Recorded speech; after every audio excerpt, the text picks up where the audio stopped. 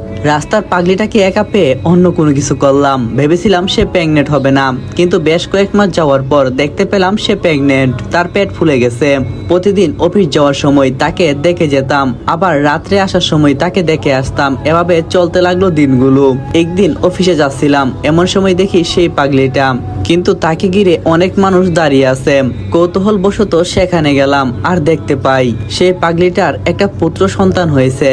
দেখতে পাই আমারই মতো, বাচ্চাটি বেশ কান্না করছিল, কিন্তু কেউ থামাতে পারছিল না। বাচ্চাটিকে আমি কুলে নেওয়া মারতই তার কান্না থেমে গেল।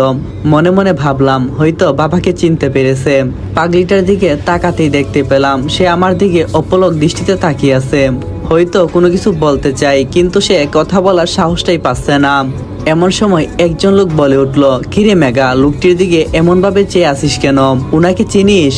এমন সময় সে বলে উঠলো, উনার কারণেই আজকে আমি মা, এই বাচ্চাটি উনার। মেঘার কথাটি শুনে সবাই আমার দিকে অপলক দৃষ্টিতে তাকিয়ে থাকে। তখন সবাইকে উদ্দেশ্য করে বললাম, দেখছেন বাচ্চাটি আমার কুলে আসা মাত্রই কান্না থামিয়ে দিল, এখন সেই বাচ্চার বাবা নাকি আমি। মানুষের ভালো করতে নেই, এই কথা বলে চলে যাব। তখন মেঘা বলল, কেন সেই রাতের কথা ভুলে গেলেন?